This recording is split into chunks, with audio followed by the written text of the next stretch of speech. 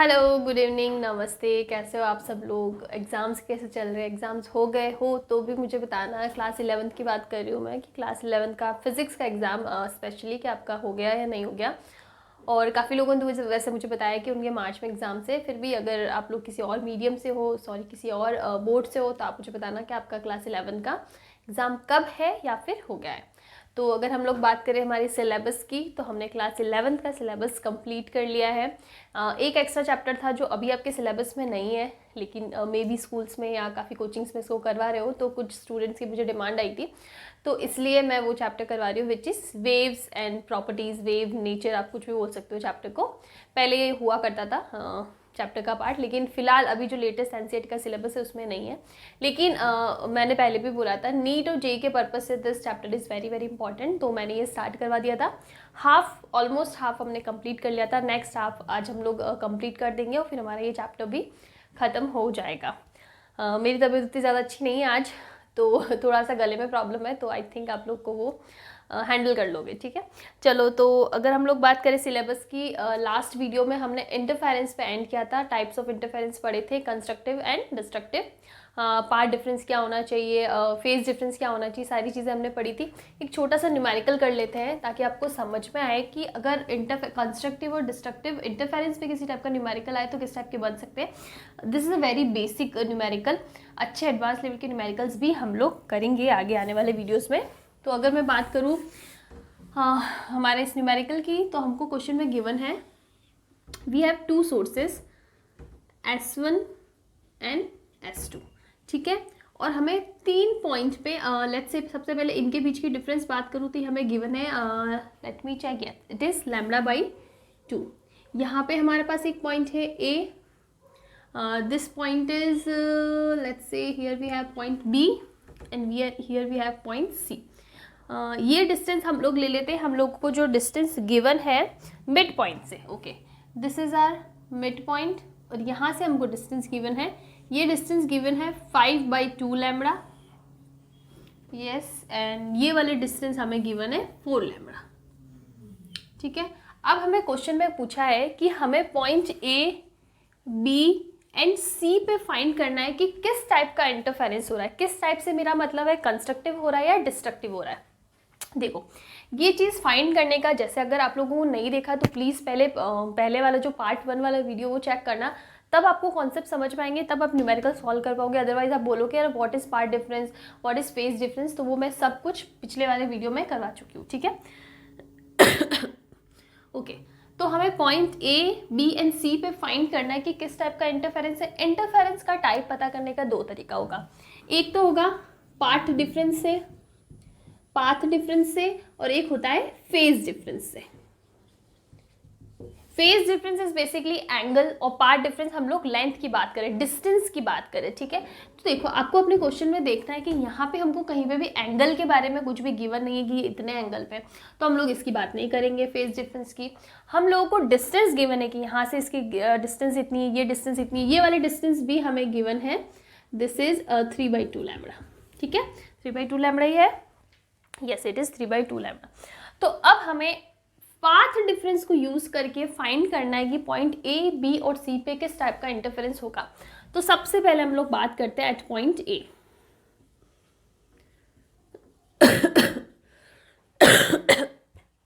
Eight point A, तो path difference कैसे पता करना होता है, हम लोगों को इस पॉइंट पे जो भी सोर्सेस है ना, वहां से पाथ डिफरेंस निकालना है। कैसे निकालना है, देखो, सोर्स हमें गिवन है तो डिस्टेंस आपको वही लेनी पड़ेगी। सोर्स हमारे फिक्स है S1 एंड S2, तो अगर मैं पॉइंट A पे बात करूँ ना, तो जो पाथ डिफरेंस है ना वो कितना होगा, S1 पॉइंट कौन सा, A माइनस S2 A, मतलब इस सोर्स से ये वाले डिस्टेंस माइनस इस सोर्स से ये वाले डिस्टेंस। समझ में आपको कैसे लेना है, आपको सोर्स से उस पॉइंट की डिस्टेंस निकालने इंडिविजुअल। 2 सोर्स है तो 2 से निकालो, ज़्यादा है तो हम लोग मल्टीपल सोर्सेज की बात अभी नहीं कर रहे हैं, अभी सिर्फ हम लोग 2 सोर्स को लेके चल रहे हैं।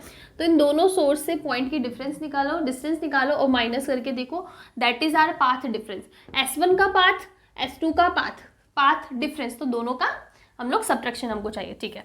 अब यहाँ पे देखो S1A कितना है, ये वाली डिस्टेंस हमें निकालनी है कि S1A कितनी है। तो आप देखो, मैंने आपको बोला कि ये मिड पॉइंट पे, तो जितनी डिस्टेंस ये होगी ना उतनी ही डिस्टेंस तो ये होगी। डिस्टेंस चाहे कितनी हो, अभी हम लोग उसकी बात नहीं कर रहे हैं, लेकिन मैंने बोला कि ये मिड पॉइंट पे है। अगर ये इन दोनों सोर्सेज के बीच में है तो इन दोनों सोर्सेज के लिए डिस्टेंस भी क्या होगी, सेम होगी। तो अगर डिस्टेंस सेम है ना तो यहाँ पे पाथ डिफरेंस क्या आएगा, 0 आएगा। अब याद करो, अपनी मेमोरी को थोड़ा सा पीछे रिवाइंड करो और देखो कि कौन से वाले टाइप ऑफ इंटरफेरेंस में हमने 0 पाथ डिफरेंस पढ़ा था। वो था कंस्ट्रक्टिव। क्या था, कंस्ट्रक्टिव। तो इसका मतलब यहाँ पे हमें कौन से टाइप का इंटरफेरेंस मिलेगा, कंस्ट्रक्टिव इंटरफेरेंस। ओके, चलो हम लोग दूसरा पढ़ते हैं। एट पॉइंट, कौन सा ले, बी ले लो, बी। चलो हम लोग सीक्वेंस से चलते हैं। At point B again path difference लेना है। कितना लेना है, इस पॉइंट से जो भी पॉइंट है ना वहां से सोर्सेस की डिस्टेंस निकालो। पहले वाले सोर्स से क्या हो जाएगी, S1b माइनस S2b, ये हो जाएगा हमारा पार्ट डिफरेंस। अब आप इसको क्या करना है, कैलकुलेट करना। S1b निकालो।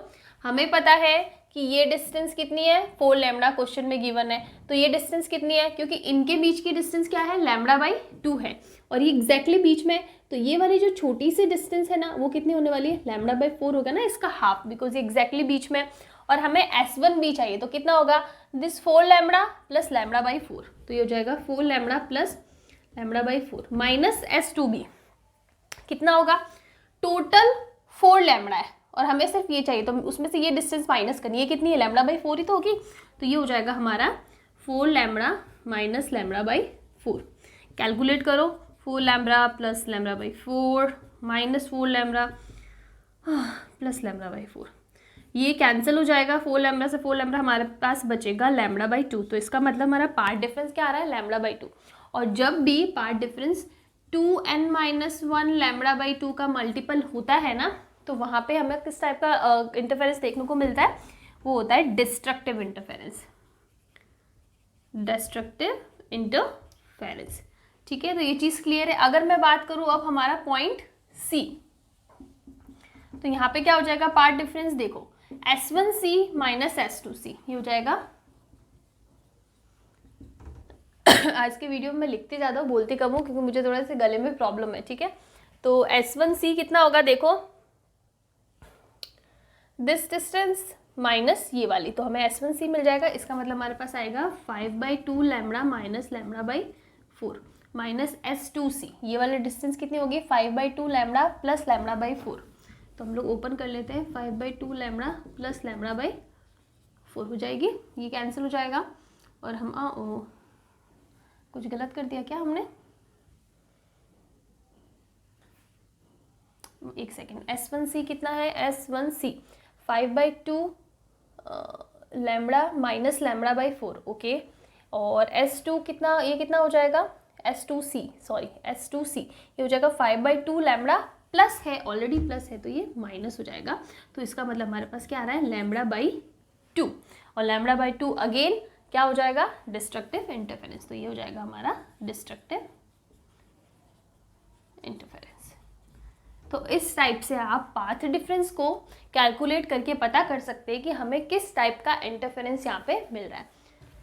छोटा सा न्यूमेरिकल है, समझने के लिए, कॉन्सेप्ट को समझने के लिए कि एक्चुअली जो हमने थियरी में पढ़ा ना कि इतना पाथ डिफरेंस होना चाहिए, 2n-1 का λ/2 का मल्टीपल होना चाहिए, और या फिर फेज डिफरेंस n का मल्टीपल होना चाहिए।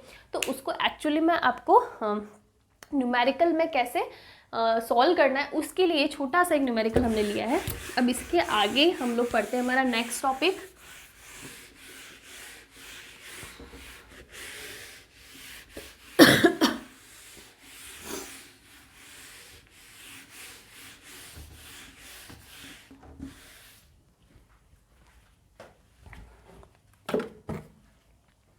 तो हमारा नेक्स्ट टॉपिक बनता है स्टैंडिंग वेव्स। स्टैंडिंग वेव्स हमारा नेक्स्ट टॉपिक है।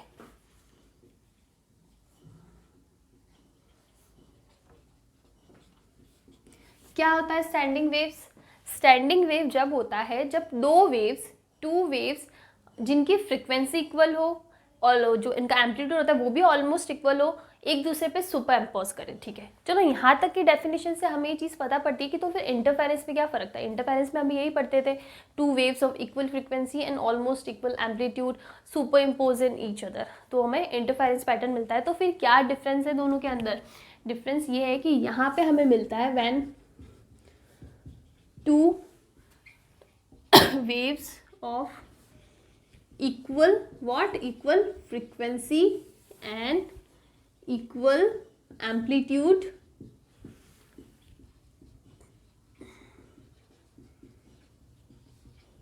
superimpose on each other in opposite direction. This is the difference, opposite direction. जब हम लोग इंटरफेरेंस पढ़ रहे थे ना, हम लोग क्या पढ़ रहे थे, एक ऐसी कुछ वेव है, ठीक है, एक वेव हमने ले ली कुछ ऐसी। अब इन दोनों को, ये दोनों सेम डायरेक्शन में जा रही थी, ये भी इसी डायरेक्शन में जा रही थी पॉजिटिव एक्स, और ये भी पॉजिटिव एक्स डायरेक्शन के अंदर जा रही थी। अब जब ये दोनों सुपर इम्पोज होती है ना, तब हमें जो वेव मिलती है ना, that is our interference wave. लेकिन यहाँ पे हम लोग क्या बोल रहे हैं, एक तो पॉजिटिव एक्स में जाएगी और एक नेगेटिव एक्स में जाएगी, इस टाइप से, ठीक है। दोनों की वेव्स की डायरेक्शन एक दूसरे के ऑपोजिट होनी चाहिए, ज़रूरी नहीं एक्स डायरेक्शन हो। अब जो भी डायरेक्शन आपको क्वेश्चन में गिवन है, एक्स भी हो सकती है, वाई भी हो सकती है, जेड भी हो सकती है, that is not very important. The thing that matters is कि दोनों वेव्स कौन सी डायरेक्शन में होनी चाहिए, ऑपोजिट डायरेक्शन में होनी चाहिए। When two waves of equal frequency and equal amplitude super impose on each other in opposite directions, तब हमें जिस टाइप की वेव मिलती है ना, उसको हम लोग क्या बोलते हैं, स्टैंडिंग वेव मिलते हैं। Let's say this is our wave, दूसरी ऑपोजिट डायरेक्शन में, ठीक है, this is our opposite direction. अब ये सुपर इम्पोज होगी ना, तो हमें कुछ ऐसा पैटर्न मिलेगा, और ये जो होता है ना, ये हमें मिलता है क्या, स्टैंडिंग वेव।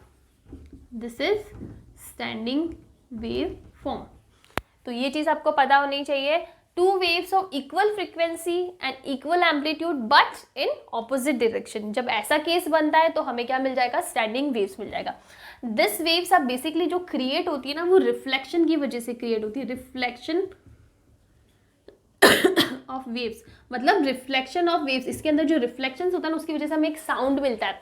आपने कैप का एग्जांपल लिया होगा, कैप मतलब जो पेन की कैप होती है, आप ऐसे करते हो, ठीक है, वहाँ पे वेव क्रिएट होती है, जो अंदर वेव्स होती है वो एक दूसरे से, या फिर ये जो वॉल्स होती है ना, पेन के ढक्कन की वॉल्स है, वहाँ से रिफ्लेक्ट होकर हमें जो रिफ्लेक्शंस की वजह से जो साउंड मिलता है ना, वही हमको सुनने को मिलता है। तो आप इसमें वो एग्जांपल ले सकते हो, शंख बजाते हैं, आपने मंदिरों वगैरह में देखा होगा, उसमें भी सेम कॉन्सेप्ट लगता है। उसके अलावा फ्लूइड का एग्जाम्पल ले लो, माउथ ऑर्गन्स ले लो, बहुत सारे एग्जाम्पल्स है जहाँ पे आप ऐसे फूक मारते हो और हमें एक साउंड क्रिएट होता है, एक साउंड मिलता है। तो that is because of reflection of waves, और वहाँ पे हमको स्टैंडिंग वेव्स मिलती है इनसाइड, ठीक है ना। तो ये समझने के तरीके से है, बट द मेन जो यहाँ पे आपको समझना है वो है कि दो वेव है, दोनों की फ्रीक्वेंसी इक्वल है, एम्पलीट्यूड इक्वल है, सुपर इम्पोज करें ऑपोजिट डायरेक्शन में, तो हमें क्या मिलता है, स्टैंडिंग वेव मिलता है। स्टैंडिंग वेव में रिफ्लेक्शंस की वजह से हमें एक साउंड भी मिलती है, उसकी एग्जांपल मैं आपको दे चुकी हूँ।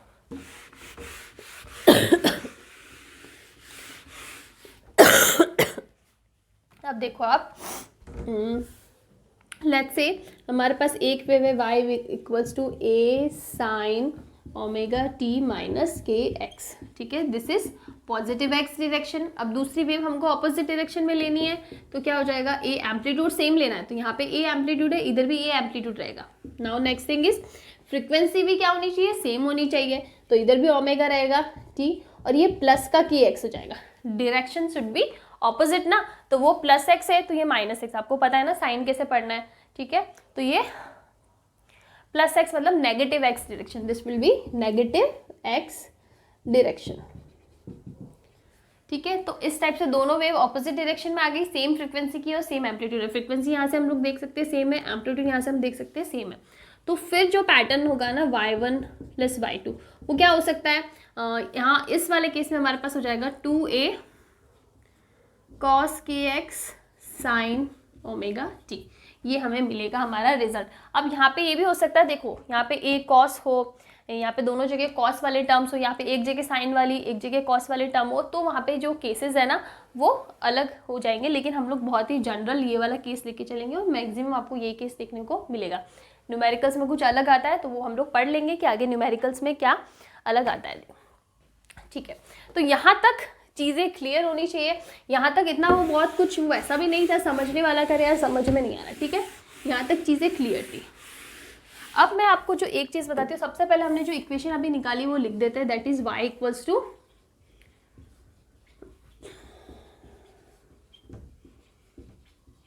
ठीक है, ये चीज़ क्लियर है। अब देखो हमने वेव पढ़ी ना, ये वाली वेव जो हमारे स्टैंडिंग वेव्स बनी, कुछ इस टाइप का पैटर्न बना है ना। अब देखो यहाँ पे दो मेजर टर्म समझना बहुत ज़रूरी है, that is node and anti node. ये जहाँ पे ये जो हम लोग पढ़ते हैं ना, दैट इज क्या, एम्पलीट्यूड बोल दो, डिस्प्लेसमेंट बोल दो, ये हमारा डिस्प्लेसमेंट है वेव का। तो अब आपको देखना है कि जहाँ पे डिस्प्लेसमेंट जीरो हो, जीरो कहाँ पे हो रहा है, देखो यहाँ पे तो कुछ डिस्प्लेसमेंट है, यहाँ पे भी है, यहाँ पे भी है, यहाँ पे भी है, यहाँ पे भी है, लेकिन यहाँ पे कोई भी डिस्प्लेसमेंट नहीं है, यहाँ पे भी कोई डिस्प्लेसमेंट नहीं है, यहाँ पे भी नहीं है, यहाँ पे भी नहीं है, मतलब डिस्प्लेसमेंट क्या है, जीरो है। तो ऐसे पॉइंट जहाँ पे डिस्प्लेसमेंट जीरो हो जाए ना, उन पॉइंट्स को हम लोग क्या बोलते हैं, ये जो पॉइंट्स है ना इनको हम लोग बोलते हैं नॉट्स। नॉट्स का मतलब क्या आएगा, ज़ीरो, या फिर मिनिमम लिख दो आप, मिनिमम लिखना ज़्यादा बेटर रहेगा, मिनिमम डिस्प्लेसमेंट, मिनिमम या फिर ज़ीरो डिस्प्लेसमेंट। ठीक है, और एक कुछ पॉइंट्स ऐसा होंगे जहाँ पे हमको जो डिस्प्लेसमेंट है ना वो मैक्सिमम मिलेगा। कहाँ पे मिल रहा है, यहाँ पे देखो, यहाँ पे देखो, दिस, ये वाला, ये वाला, जिन पॉइंट पे डिस्प्लेसमेंट मैक्सिमम मिल रहा है ना, उन पॉइंट्स को हम लोग बोलते हैं क्या, एंटी नोड्स। जहाँ पे डिस्प्लेसमेंट क्या हो, मैक्सिमम। तो ये दो पॉइंट आई थिंक आपको समझ में आने चाहिए। जब हम लोग स्टैंडिंग वेव्स की बात करेंगे हमें दो टाइप के पॉइंट मिलेंगे, नॉड एंड एंटी नॉड्स।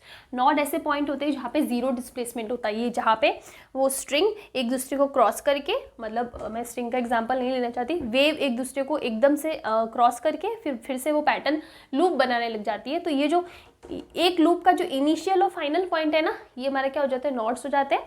और जहाँ पे हमको डिस्प्लेसमेंट मैक्सिमम मिलता है वो क्या हो जाते हैं, एंटी नोड्स हो जाते हैं। ठीक है, तो नॉड्स एंड एंटी नॉड्स की जो डेफिनेशन होती है वो आपको समझ में आ गई। अब हम लोग कुछ चलते हैं, ये जो इक्वेशन हमने अभी अभी पढ़ी है ना, इसको मैथमेटिकली हम लोग कैसे रिप्रेजेंट करते हैं दोनों केसेस के लिए। सबसे पहले वाला केस लेते हैं हम लोग नॉट, या बोल दो नॉट्स। ठीक है, ओके। तो नॉट्स में हमें ये चीज़ पता है कि डिस्प्लेसमेंट क्या होना चाहिए, जीरो होना चाहिए। और डिस्प्लेसमेंट, ये इक्वेशन हमें डिस्प्लेसमेंट ही तो शो करता है ना, जो फाइनल हमारे स्टैंडिंग वेव मिलती है उसका डिस्प्लेसमेंट हमको दिखा रहा है Y. This Y is what, displacement. ठीक है, तो अब हमें ये जीरो होना चाहिए। तो आप इस इक्वेशन को पढ़ो। अगर आप यहाँ पे दो टर्म देखो, एम्पलीट्यूड तो जीरो नहीं हो सकता, ठीक है, एम्पलीट्यूड जीरो नहीं है, so we have two terms, cos वाली, साइन वाली। अब देखो साइन वाली टर्म में हमारे पास टाइम है, और हम लोग जीरो टाइम पे नहीं पढ़ रहे, हम लोग ऑरिजिन पे नहीं पढ़ रहे, हम लोग आगे जाके अलग अलग टाइम ले सकते हैं। तो ये वाली टर्म तो जीरो के बराबर नहीं होगी, पीछे क्या बचती है, कॉस एक्स। तो इसका मतलब क्या होना चाहिए, किसके बराबर होना चाहिए, जीरो के बराबर होना चाहिए। नाउ चेक कि आपको कौन सी के एक्स की वैल्यू के लिए यहाँ पे जीरो वैल्यू मिलती है, तो किसके लिए मिलेगी। तो ये कब जीरो होगा, जब भी कॉस पाई बाई टू वाली टर्म्स आती है ना, कॉस 90 वाली कुछ ऐसी टर्म्स होती है, कॉस जीरो पे वैल्यू 1 होती है, पाई बाई टू पे जीरो होती है, अगेन पाई पे -1 होती है, 3 पाई बाई टू पे जीरो होती है। तो इसका मतलब पाई बाई टू का जो ऑड मल्टीपल होता है ना, वहाँ पे हमें क्या मिल जाती है, कॉस की वैल्यू जीरो मिल जाती है। तो उसी के अकॉर्डिंग हम लोग इस टर्म को कैसे लिख सकते हैं, कॉस के एक्स की वैल्यू जीरो करनी है ना, इसका मतलब के X is equals to 2n-1 pi by two, ये हो जाएगा। तो यहाँ से हमें क्या मिल जाएगा कि जो के एक्स की वैल्यू क्या हो, इसके बराबर होगी ना, 2n-1 पाई बाई टू के बराबर, तो हमें क्या मिल जाएगा, नॉट मिल जाएगा। और अगर हमें एक्स की, सिर्फ एक्स की टर्म में चाहिए, तो हम लोग लिख सकते हैं के की वैल्यू क्या है, 2 पाई बाई लैम्बडा,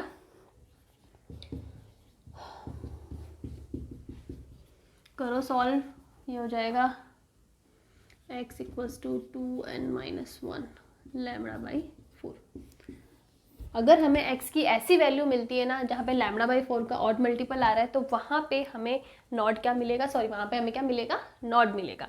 तो this is the condition for not. अब हम लोग दूसरा बात करते हैं किसकी, एंटी नॉट की। एंटी नोड में अगेन सेम चीज़ है, लेकिन यहाँ पे हमको डिस्प्लेसमेंट क्या चाहिए होता है, मैक्सिमम चाहिए होता है। डिस्प्लेसमेंट क्या चाहिए होता है, मैक्सिमम चाहिए होता है। मैक्सिमम वैल्यू क्या होती है, +1 या फिर -1 दोनों लेके चल सकते हैं हम लोग। ऊपर के केस में +1, नीचे वाले केस में -1 दोनों हो सकती है। तो यहाँ पे देखो क्या कंडीशन लगेगी, cos kx की वैल्यू क्या होनी चाहिए, +-1। और ये कब पॉसिबल है, जब पाई का मल्टीपल हो। ठीक है, तो हम लोग लिख सकते हैं kx = n पाई। 0 होगा तो +1 होगा, n की वैल्यू जब 0 हो जाएगी तो cos की वैल्यू इसकी कितनी हो जाएगी, 1 हो जाएगी। ठीक है, और जब n = 1 होगा तो kx की वैल्यू -1 हो जाए, सॉरी cos kx की वैल्यू -1 हो जाएगी, अकॉर्डिंगली चेंज होती रहेगी। और यहाँ पे अगर मैं x की वैल्यू निकालूँ तो ये क्या हो जाएगा, n पाई, और ये हो जाएगा λ/2 पाई। ठीक है ना, तो पाई से पाई कैंसिल, तो मतलब n λ/2। इस टाइप से अगर आपको x की वैल्यू मिलेगी तो हमें क्या मिल जाएगा, हमें मिल जाएगा एंटी नॉट। तो ये दोनों केसेस आपको समझ में आने चाहिए कि जिस टाइप से हमारे पास इंटरफेरेंस में 2 पैटर्न थे, कंस्ट्रक्टिव और डिस्ट्रक्टिव के लिए अलग अलग केसेस थे, पार्ट डिफरेंस के लिए एंड फेज डिफरेंस के लिए, उसी टाइप से यहाँ पे हमारे पास नॉड और एंटी नॉड, जब हम लोग स्टैंडिंग वेव्स की बात कर रहे हैं ना, तब हमें नॉड और एंटी नॉड के लिए भी क्या कुछ कंडीशंस मिलती है कि kx की वैल्यू कितनी होनी चाहिए या फिर x की वैल्यू कितनी होनी चाहिए। देखो अगर मैं x की वैल्यूज लेती हूँ अलग अलग, तो फॉर एग्जाम्पल व्हेन n = 1 तो ये क्या हो जाएगा, λ/4। व्हेन n = 2 तो 2, 4 - 1 3, 3 λ/4। इस टाइप से आपको 5 λ/4, इस टाइप से आपको वैल्यूज मिलेगी। और 2 टर्म के बीच की वैल्यू निकालोगे ना तो कितनी आ रही है, λ/4 और 3 λ, मतलब 2 नॉट्स के बीच की डिफरेंस, ये कितना आएगा, λ/2। यहाँ पे भी अगेन चेक कर लो, दिस विल बी λ/2। तो ये फिक्स है, 2 नॉट्स के बीच की डिस्टेंस हमेशा कितनी रहेगी, λ/2 रहेगी। सेम हम लोग यहाँ पे पढ़ते हैं तो x की वैल्यू कितनी होनी चाहिए, n λ/2 ना, व्हेन इट इज लेट्स से n = 0, सबसे पहले 0 लेके चलते हैं, तो it will be 0 and n = 1 के लिए λ/2, देन 3 λ/2। इस टाइप के हमको डिस्टेंस मिल जाएगी। और यहाँ पे भी 2 एंटी नोड के बीच की डिस्टेंस निकालो तो ये कितनी होगी, λ/2। इन दोनों के बीच की डिस्टेंस भी λ/2, इन दोनों के बीच की डिस्टेंस भी λ/2। तो यहाँ से हमको ये चीज़ क्लियर होती है कि 2 नॉड हो चाहे 2 एंटी नॉड हो, उन दोनों के बीच की डिस्टेंस फिक्स रहती है, दैट इज λ/2। 2 नॉड्स के बीच की डिस्टेंस, कॉन्जिक्यूटिव नॉड्स के बीच की, कॉन्जिक्यूटिव की बात करिए, ठीक है ना, एक नॉड एंड दूसरा नॉड, ठीक है, इन 2 नॉड की, ऐसे नहीं ये वाला नॉड ले लिया ये वाला नॉड ले रहा है, इनके बीच की डिस्टेंस λ/2 नहीं, कॉन्जिक्यूटिव होने चाहिए। इनके बीच की डिस्टेंस भी λ/2, इनके बीच की डिस्टेंस भी λ/2, और आगे भी बन रहा है तो λ/2। उसी टाइप से 2 एंटी नॉड मतलब एक एंटी नॉड इधर एक एंटी नॉड, इनके बीच की डिस्टेंस भी फिक्स होती है, दैट इज λ/2। तो 2 कॉन्जिक्यूटिव नॉट्स हो चाहे 2 कॉन्जिक्यूटिव एंटी नॉट्स हो, उनके बीच की डिस्टेंस हमेशा फिक्स्ड रहती है, दैट इज λ/2। और इसके ऑपोजिट अगर मैं पूछूं एक नॉड और एंटी नॉड के बीच की डिस्टेंस क्या होगी, तो दैट विल बी λ/4। कितनी हो जाएगी, λ/4। ये तो क्लियर है ना, हम लोग ये सबसे बेसिक लेके चलते हैं कि 2 नॉड्स है हमारे बीच, तो इनके बीच की डिस्टेंस क्या होगी, λ/2। अब जो एंटी नॉड है वो इनके बीच में ही बनेगा एग्जैक्टली हाफ, तो ये वाली डिस्टेंस क्या हो जाएगी, λ/4। ठीक है, तो यहाँ तक हमें ये चीज़ें क्लियर होगी, नॉड एंटी नॉड के लिए क्या कंडीशन होनी चाहिए, उनके बीच की डिस्टेंसेस क्या रहने वाली है। ठीक है, चलो अभी हम लोग आगे चलते हैं।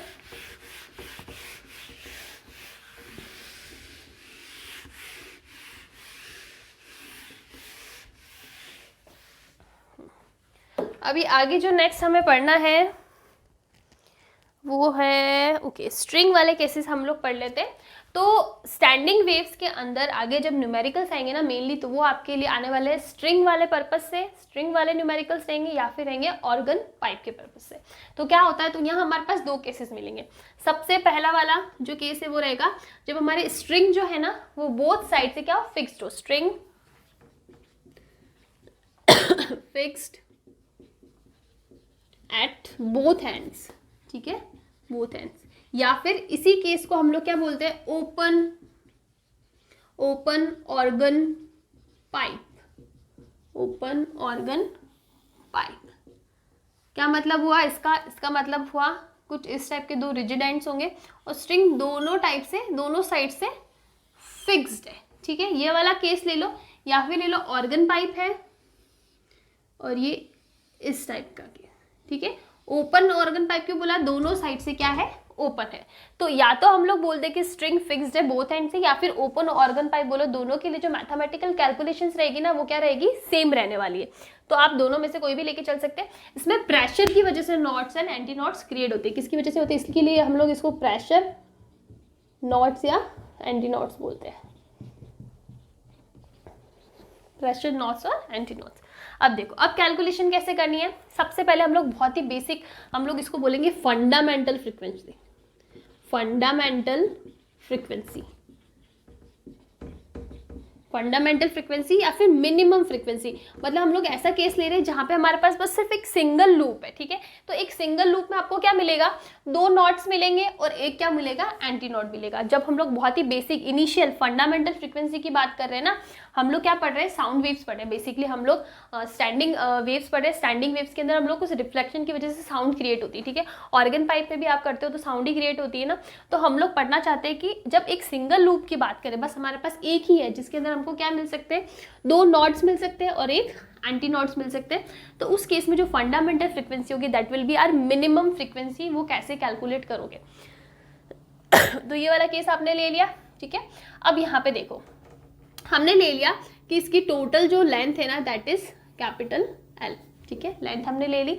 अब यहाँ पे देखो, ये जो लेंथ है ना वो किसके बराबर होगी, हमने पढ़ा है कि दो नॉट्स के बीच की डिस्टेंस क्या होती है, λ/2। तो here we have L equals to what, λ/2। अगर हम लोग बहुत ही इनिशियल फंडामेंटल केस की बात करें ना, तो हमें ये सिचुएशन मिलेगी, इस पूरे के पूरे पाइप की, या फिर यहाँ से ले लो, इस पूरे के पूरे पाइप की लेंथ एल है, और एट द सेम टाइम हमें पता है कि पाइप के दोनों एंड्स पे क्या मिल रहे हैं, नॉट्स बन रहे हैं, और इन दोनों कॉन्जिक्यूटिव नॉट्स है, इसके बीच में कोई भी नॉट नहीं आ रहा है। तो इनके बीच की डिस्टेंस क्या होती है, दैट इज फिक्स एल λ/2। तो यहाँ हमें मिल जाएगा L equals to λ/2।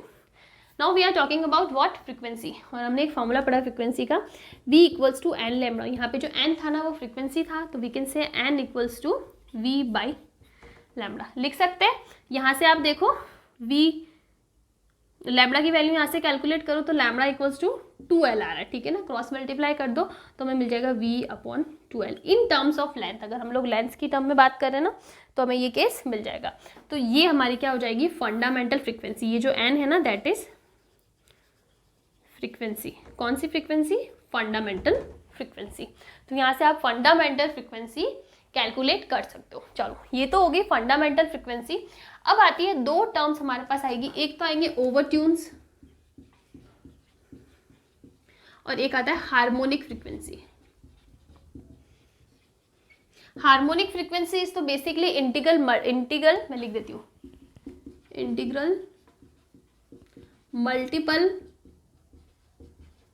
Of fundamental frequency. मतलब जो फंडामेंटल फ्रीक्वेंसी होता है ना उसी का इंटीग्रल मल्टीपल। ये जैसे कि जो फंडामेंटल फ्रीक्वेंसी हमारे पास है v λ/2।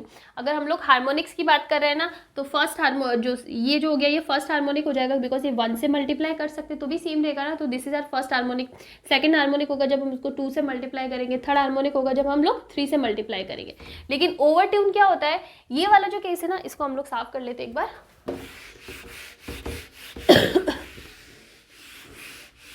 तो देखो हम लोग बात करते हैं सबसे पहले ओवरट्यून की। फर्स्ट ओवरट्यून क्या होगा, अभी इससे पहले जो हमने पढ़ा ना वो बड़ा फंडामेंटल फ्रीक्वेंसी, जहां हमारे पास सिर्फ और सिर्फ दो नॉड होंगे, बहुत ही इनिशियल केस लिया है, और एक एंटी नॉड बनेगा। अगर हम लोग उसके आगे का केस लें, मतलब हमारे पास केस कुछ ऐसा है,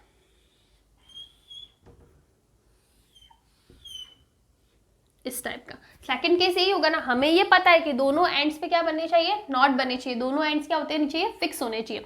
जब हम लोग फंडामेंटल पढ़ेंगे तो हम बहुत ही इनिशियल मिनिमम वाला केस लेके चलेंगे, तो कि भाई कम से कम ये तो होगा ही। अब हम लोग ओवरट्यून की बात करें, वो भी फर्स्ट ओवरट्यून, तो हम लोग इसी को आगे लेके चलेंगे कि अगर इसके आगे हम लोग बात करें तो क्या होगा, तो इसके आगे एक और लूप बन जाएगा। अगेन केस वही लेना जहाँ दोनों एंड्स पे क्या हो, नॉट बने। अब यहाँ पे देखो टोटल लेंथ इज तो फिक्स्ड, कितनी, l, इसमें तो कोई चेंज नहीं आएगा। लेकिन यहाँ पे देखो दो नॉट्स के बीच की डिस्टेंस λ/2, अगेन दो डॉट के बीच की डिफरेंस λ/2, तो टोटल डिस्टेंस कितनी हो जाएगी, लैम्डा होगी टोटल डिस्टेंस लैम्डा। तो अब हमारा केस क्या होगा, l इक्वल्स टू लैम्डा।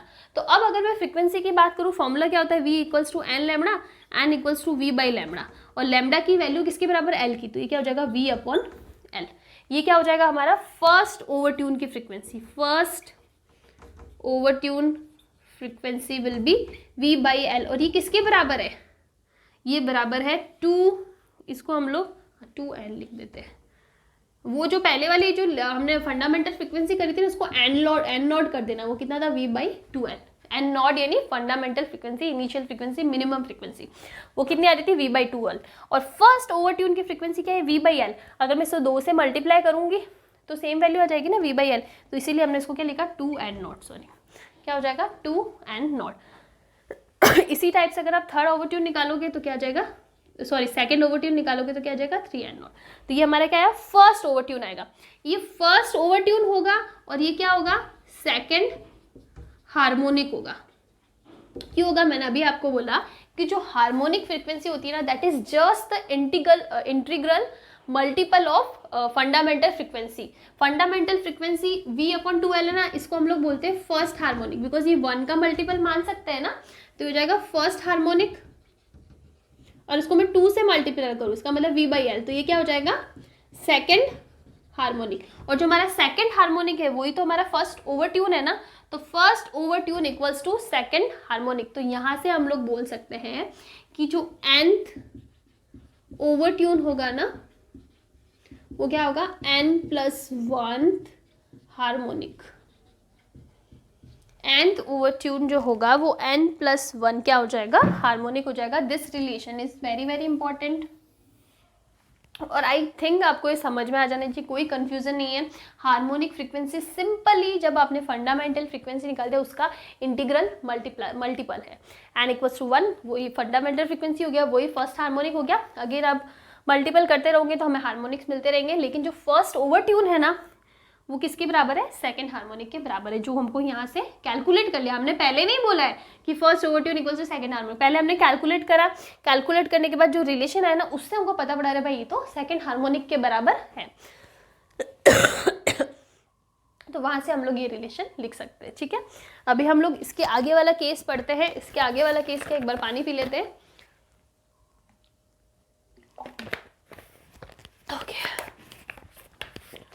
तो अभी नेक्स्ट ये हमने पढ़ लिया क्या, string fixed at both ends या फिर ओपन ऑर्गन पाइप। अब हम लोग पढ़ते हैं क्लोज ऑर्गन पाइप।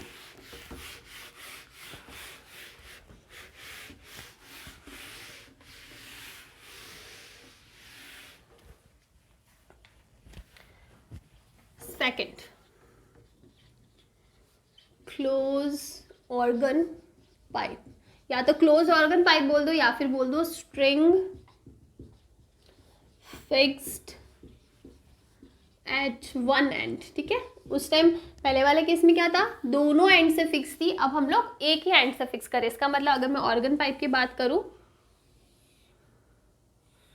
तो वी हैव लाइक दिस, ठीक है। मतलब जहां से क्लोज है ना वहां पे हमको नॉड नहीं मिलेगा, तो इस वाले केस में हमको सिर्फ एक नॉड मिलेगा और एक क्या मिलेगा एंटी नॉड मिलेगा, ठीक है। बीच वाला है ये जो होता है ना जहाँ पे हमको मैक्सिमम डिस्प्लेसमेंट मिलता है, वो वाला केस है। और अगर मैं स्ट्रिंग की बात करूँ तो ये कैसे हो जाएगा, स्ट्रिंग को एक साइड से तो फिक्स कर दिया और एक साइड से ओपन कर दिया, इस साइड से, सॉरी इसको आप लोग ओपन ही रखो। अगर इस टाइप का केस हो जाएगा ना तो हम लोग क्या बोलेंगे उसको, ये हो जाएगा हमारा क्लोज ऑर्गन पाइप या फिर string fixed at one end. कैल हम लोग इसको लिख देते हैं ताकि कैलकुलेशन इजी हो। अगेन आप यहाँ पे भी चेक कर सकते हो, एक नॉड बन रहा है और एक एंटी नॉड बन रहा है। दिस इज एंटी नॉड, यहाँ पे हमको मैक्सिमम डिस्प्लेसमेंट मिलेगा। ये इसमें से लग रहा है कर, इसको ऐसे ही लेके चलो स्ट्रेट ताकि आपको लगे कि हाँ भाई मैक्सिमम डिस्प्लेसमेंट है, ठीक है। तो ये हो जाएगा एक नॉड और एक एंटी नॉड। इस टाइप का कुछ अगर हम लोग विजुअली इसको देखना चाहे तो इस टाइप का केस होगा, इसको हम लोग बोलेंगे क्लोज ऑर्गन पाइप या फिर string fixed at one and, okay. Next thing है कैलकुलेशन। सबसे पहले कैलकुलेशन हम लोग करेंगे फंडामेंटल फ्रीक्वेंसी या फिर मिनिमम फ्रीक्वेंसी कितनी होनी चाहिए। सबसे पहले देखो लेंथ तो हमारी फिक्स्ड है, ये हमारी जाएगी टोटल लेंथ, लेकिन यहाँ पे हमको दो एंटी नॉट्स नहीं, सॉरी दो नॉट्स नहीं मिल रहा है, हमको एक नॉट मिल रहा है और एक एंटी नॉट मिल रहा है, जिनके बीच की डिस्टेंस क्या होती है λ/4 आता है, हमने पढ़ा है। तो यहाँ पे we have L equals to what λ/4, तो यहाँ से λ इक्वल्स टू किसके बराबर आ जाएगा 4L के बराबर हो जाएगा, होगा। तो यहाँ से we can calculate the fundamental frequency N naught equals to V upon 4L। ये हो जाएगी हमारी क्या, फंडामेंटल फ्रिक्वेंसी। ठीक है, सेकंड केस आता है हमारा ओवर ट्यून का। फंडामेंटल फ्रिक्वेंसी के बाद हम लोग क्या पढ़ते हैं, ओवर ट्यून पढ़ते हैं। तो फर्स्ट ओवर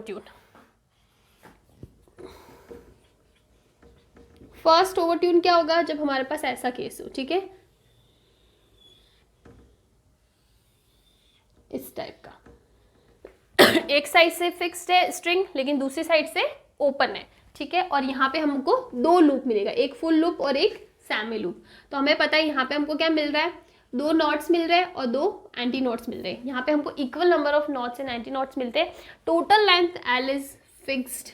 आपको पता तो पड़ा ना, फर्स्ट ओवर ट्यून में हमें क्या करना है, हम लोग जो बेसिक डेफिनेशन है ना, फॉर एग्जांपल अगर हम लोग क्लोज ओपन ऑर्गन पाइप की बात करें तो वी हैव द कंडीशन कि दोनों साइड से फिक्स होना चाहिए, मतलब दोनों साइड हमको नॉट मिलना चाहिए। जो तो कम से कम आप उसको कैसे एडजस्ट कर सकते हो, तो एक सिंगल लूप में हो सकता है।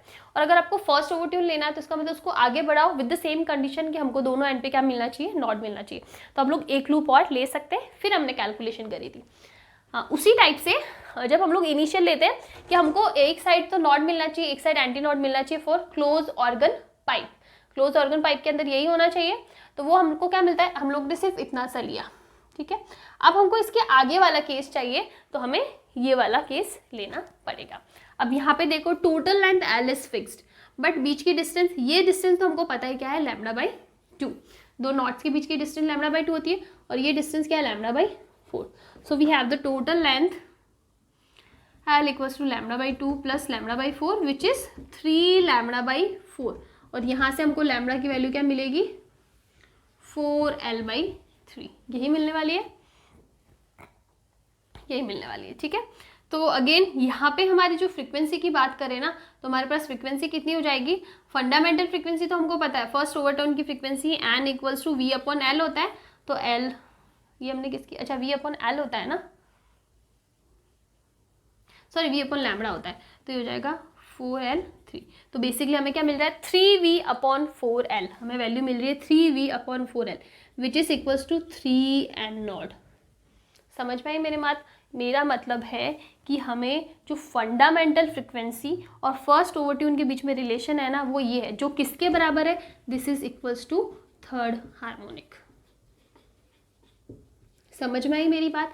बिकॉज देखो जो हार्मोनिक्स है ना, वो तो सिंपली इंटीग्रल मल्टीपल है किसका, फंडामेंटल फ्रिक्वेंसी का। तो अगर जैसे ये फर्स्ट हार्मोनिक है तो सेकंड हार्मोनिक हो जाएगा 2V upon 4L, third harmonic हो जाएगा 3V अपॉन 4L। और जो हमारा फर्स्ट ओवर ट्यून है ना, वो थर्ड हार्मोनिक के क्या बराबर आ रहा है। So we have first over tune equals to third harmonic. और इसी केसेस को हम लोग आगे लेके चलेंगे ना, तो हमें मिलेगा कि nth overtone equals to, ये हो जाएगा हमारे पास 2n+1 हार्मोनिक। यही होना चाहिए कैलकुलेशंस के हिसाब से। हाँ एग्जैक्टली यही आ रहा है। देख लो आप, फर्स्ट ओवर ट्यून कैलकुलेट करो तो 2 + 1 3 आ रहा है, अगर सेकंड कैलकुलेट करो तो 5th आ रहा है। यही कैलकुलेशन हमें मिलने वाली है। तो इस टाइप से आप हार्मोनिक और ओवर ट्यून्स के रिलेशन निकाल सकते हो। इसके आगे हम लोग एक दो छोटे छोटे से न्यूमेरिकल कर लेते हैं ताकि आपको कॉन्सेप्ट थोड़ा बहुत तो साथ में समझ आता रहे।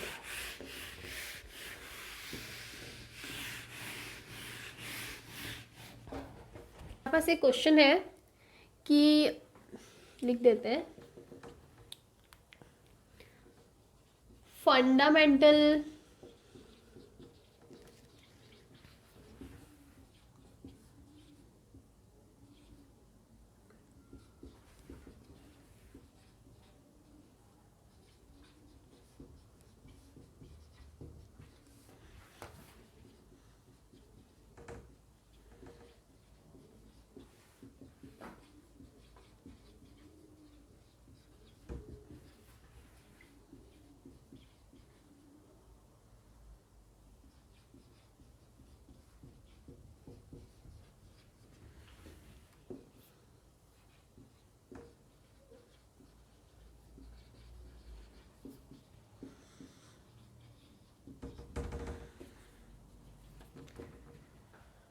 क्वेश्चन में गिवन है कि फंडामेंटल फ्रिक्वेंसी ऑफ OOP मतलब open organ pipe, open organ pipe की जो फंडामेंटल फ्रीक्वेंसी है ना वो है एन नॉट।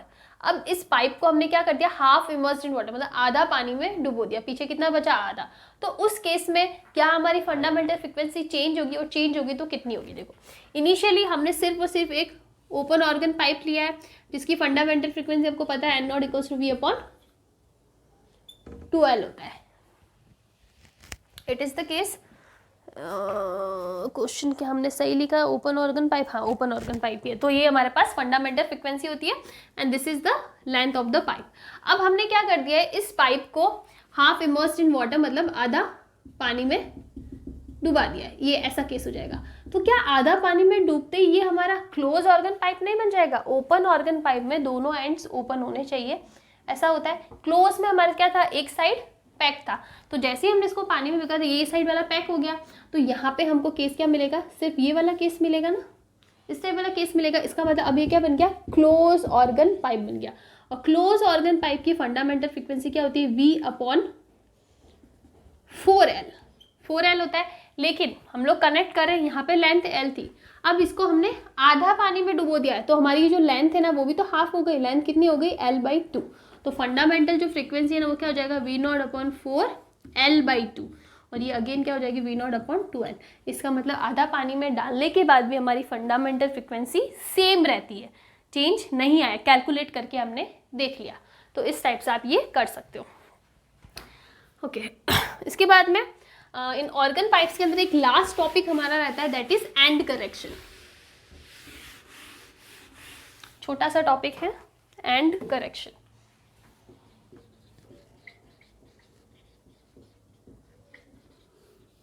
क्या होता है एंड करेक्शन, हमने एक केस पढ़ा ना कि जब हम लोग ओपन ऑर्गन पाइप पढ़ते तो इस टाइप से हमारे पास वेव फॉर्म होती है, ठीक है, जहाँ पे हमको दोनों नॉट्स मिलते हैं। लेकिन एक्चुअल में जब प्रैक्टिकल केसेस देखते हैं ना तो ऐसा नहीं जहाँ पे पाइप एंड हो रहा है वहीं पे हमारी वेव भी ऐसा नॉट बना हुई, एकदम ऐसा परफेक्ट केस नहीं होता है। एक्चुअल में ये केस कैसा होता है, ये हमारा पाइप है और हमें कुछ इस टाइप का फॉर्मेशन मिलता है, मतलब पाइप से थोड़ा सा ऊपर जाके हमको नॉट्स मिलते हैं। Let's say this is E and दोनों साइड मिलेगा दिस इज ई, ठीक है। और ये ई जो होता है ना वही हमारा एंड करेक्शन है कि एंड में थोड़ा सा स्ट्रेच होता है, तो इसलिए जो इफेक्टिव लेंथ हो जाएगी ना, ये तो टोटल लेंथ L थी लेकिन इफेक्टिव लेंथ क्या होती है, L+2E। L हो गया टोटल लेंथ L, इधर भी E प्लस इधर भी E, तो ये दोनों हो जाएगा 2E, और E की वैल्यू हमारे ऑलमोस्ट इक्वल्स होती है 0.6R, फिर R is the radius of pipe, ठीक है, इतना सा है। और इसकी जगह अगर हम लोग क्या ले ले, अगर इसकी जगह हम लोग क्लोज ऑर्गन पाइप लेना तो क्या हो जाएगा, ऐसा केस हो जाएगा। तो वहाँ पे जो एंड इफेक्टिव होगा ना वो क्या होगा, सिंपली L+E, बिकॉज यहाँ पे नीचे की साइड कोई करेक्शन नहीं आ रहा है, सिर्फ इधर करेक्शन आ रहा है होगा, तो इस टाइप से हमारा एंड करेक्शन हो जाएगा। अब इसके आगे हम लोग बीट्स के बारे में पढ़ते हैं, तो हम लोग पढ़ने वाले हैं बीट्स।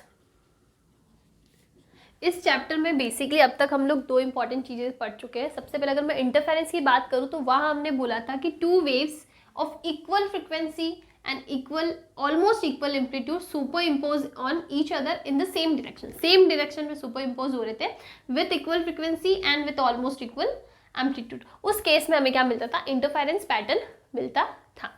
सेकेंड हमने पढ़ा स्टैंडिंग वेव्स। मैं अगेन बोल रही हूँ इंटरफेरेंस में we are not talking mostly कि हम लोग इक्वल एम्पलीट्यूड लेके चलेंगे, बिकॉज ऐसा ज़रूरी नहीं है कि इक्वल एम्पलीट्यूड, इसलिए मैंने इसीलिए बोला है ऑलमोस्ट इक्वल एम्पलीट्यूड। जब हमने स्टैंडिंग वेव पढ़ा था तो स्टैंडिंग वेव्स के अंदर हमने बात करी थी कि when two waves of again equal frequency and equal amplitude but in opposite direction, ठीक है। नाउ द थर्ड थिंग जहाँ पे हम लोग पढ़ने वाले बीट्स में, यहाँ पे क्या होगा, टू वेव्स, साउंड वेव्स लिख दो ज़्यादा बेटर होगा,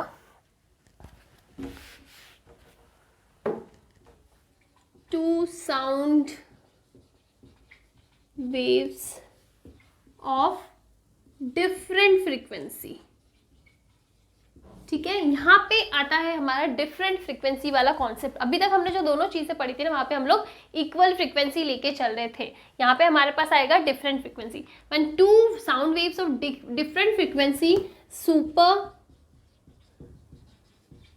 superimpose on each other in same direction, ठीक है, direction is same but the frequency is different. अगर ऐसा हमारे पास केस आ रहा है जहाँ पे दो साउंड वेव्स है अलग अलग फ्रिक्वेंसी की, वो सुपर इम्पोज हो रही है एक दूसरे के ऊपर और सेम डायरेक्शन पे, तो उस केस में हमें क्या मिलती है, हमें जो इंटेंसिटी होती है ना साउंड की, इंटेंसिटी ऑफ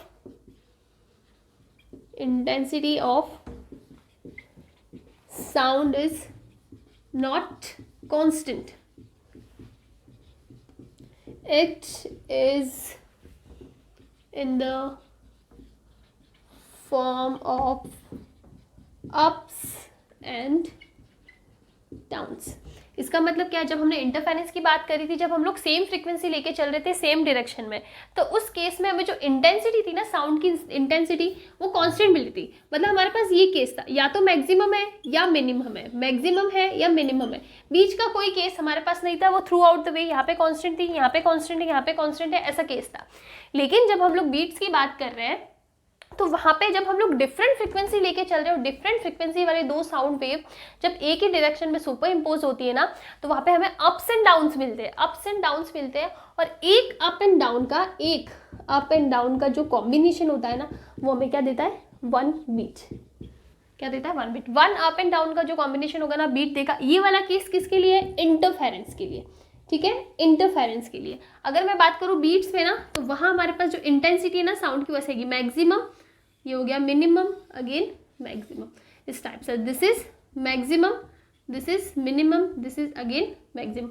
मतलब यहाँ पे हमारे पास कांस्टेंट नहीं है, it will change, ups and downs की फॉर्म में हमें मिलेगा।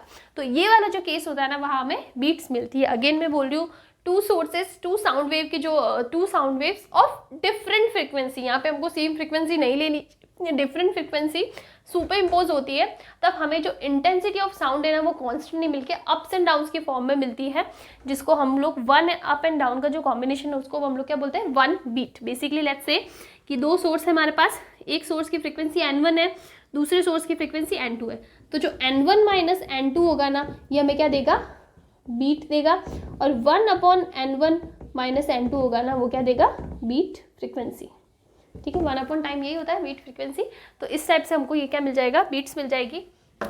इसको हम लोग मैथमेटिकली कैसे लिख सकते हैं, देखो हमारे पास दो इक्वेशन है, दो वेव है, y1 equals to a sign, हम लोग एम्पलीट्यूड सेम लेके चल रहे हैं, a sine omega 1t minus k 1x, ठीक है। Direction is same but frequency अलग होगी, तो k अलग होगा, बिकॉज क्या हम लोग क्या बोले, 2π/λ, ये बोलते हैं ना, जब अलग अलग फ्रिक्वेंसी की वेव्स हो तो कहीं ना कहीं वेवलेंथ उसमें चेंज हो सकता है, इसलिए हम लोग इसको भी अलग लेके चल रहे हैं। और y2 दूसरी है, ये हो जाएगा a साइन, और यहाँ पे ले लेते हैं ओमेगा 2 माइनस k 2x। अब इन दोनों को हमको क्या कराना है, सुपर इम्पोज कराना है, तो y equals to y1 plus y2, और ये हमें क्या मिलेगा, 2a मिल जाएगा साइन, इसको कॉस लेके चलते हैं, साइन लेके नहीं चलते हम लोग। अगर इनको ऐड कर देंगे ना, तो हम लोग इसको साइन और कॉस वाला लेके चलते हैं, ओके राइट है, ठीक है। तो ये हो जाएगा sine omega 1 plus omega 2/2t, and multiple में हो जाएगा कॉस k1, कॉस वाले टर्म नहीं आएगी, सॉरी, ये अगेन हो जाएगा cos omega 1 minus omega 2/t। ये इस टाइप का फॉर्मूला हमें मिलने वाला है, ओके। अब देखो यहाँ हमारे पास दो टर्म है, इस टर्म में हमारी फ्रीक्वेंसीज ऐड हो रही है और इस टर्म में हमारी फ्रीक्वेंसी सब्ट्रैक्ट हो रही है। हम लोग इसको आगे सॉल्व करते हैं, तो ये क्या हो जाएगा, हम लोग ओमेगा को 2πf लिखते हैं ना स्टार्टिंग से, and f is the frequency, omega is the angular frequency and f is the frequency. तो हम लोग यहाँ पे लिख सकते हैं y equals to 2a sign, और ये हो जाएगा 2π/2 बार ले लो, ये हो जाएगा f1 प्लस f2, ठीक है। अगेन कॉस वाली टर्म मल्टीप्लाई कर दो उसको t से, ऐसे इन्हें अंदर ही मल्टीप्लाई कर देते हैं, चलो बाहर ले लो, ठीक है। और ये हो जाएगा अगेन 2π/2 ले लो, ये हो जाएगा f1 माइनस f2, और ये t, ये वाली टर्म हमें मिलेगी, 2 से 2 कैंसिल हो जाएगा, तो हमें मिल जाएगा 2a sine pi f1 plus f2t, और ये हो जाएगा cos pi f1 minus f2t। तो अब यहाँ पे देखो, ये आपको समझने में ज़्यादा ईजी होगा कि यहाँ पे फ्रिक्वेंसी क्या हो रही है, सम अप हो रही है, और यहाँ पे क्या हो रही है, सब्ट्रैक्ट हो रही है। मतलब यहाँ पे कहीं ना कहीं हमको एक अप मिल रहा है और यहाँ पे हमें क्या मिल रहा है, डाउन मिल रहा है। बिकॉज हम लोग क्या बात करें, सुपर इम्पोज होने के बाद में जो हमारी सुपर इम्पोज जो वेव है ना, साउंड वेव है, उसकी बात कर रहे हैं। तो ये जो फ्रिक्वेंसीज है इस टर्म में ऐड हो रही है, इस टर्म में क्या हो रही है, सब्ट्रैक्ट हो रही है। तो इसको हम लोग और कैसे रिप्रेजेंट कर सकते हैं, देखो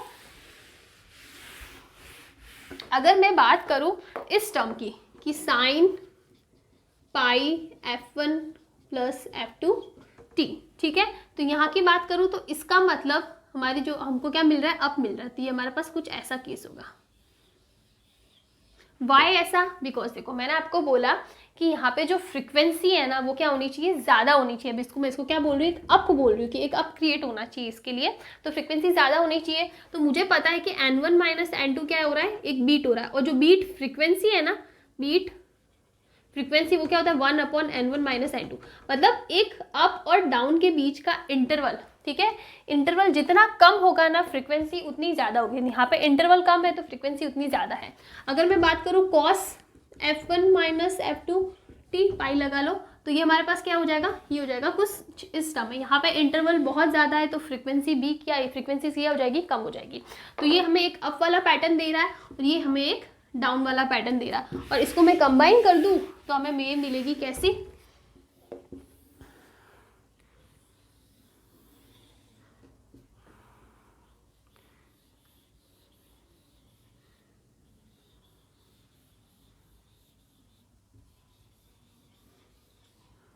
दोनों साइड ले लो,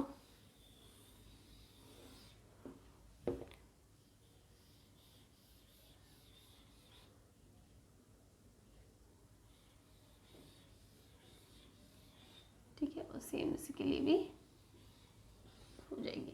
तो हमें इस टाइप का पैटर्न मिलेगा जहाँ पे हमको यहाँ पे फ्रीक्वेंसी क्या बोल रही है, मिल रही है मिनिमम, या फिर लो फ्रीक्वेंसी बोल दो, यहाँ पे हाई फ्रीक्वेंसी बोल दो। अगेन यहाँ पे फ्रीक्वेंसी क्या हो गई, हाई हो गई, और यहाँ पे क्या हो गई, लो गई। तो बेसिकली हमें एक लो हाई पैटर्न मिल रहा है, low high low high low high. जिस टाइप से एम्बुलेंस की आवाज़ें होती है, एम्बुलेंस में आप देखो कि कांस्टेंट इक्वल फ्रीक्वेंसी नहीं होती कि एक ही फ्रीक्वेंसी से वो साउंड आ रहा, नहीं, वो अप एंड डाउन होता रहता है। तो वो एक बीट का एग्जाम्पल है जहाँ पे लो फ्रीक्वेंसी भी आती है, हाई कॉम्बिनेशन होता है, low high low high low high. तो एक लो हाई का जो कॉम्बिनेशन होता है ना, वो हमें क्या देता है, एक बीट देता है। ये दूसरा बीट हो गया। तो इस टाइप से आप बीट को समझ सकते हो, जो एक लो हाई फ्रीक्वेंसी का कॉम्बिनेशन होता है। कैसे क्रिएट होता है, जब अलग अलग फ्रीक्वेंसीज की दो साउंड वेव सुपरइम्पोज होती है तब हमें इस टाइप का पैटर्न मिलता है। तो इस टाइप से एक लो हाई पैटर्न मिलकर हमको क्या मिल जाएगा, एक बीट मिल जाएगा।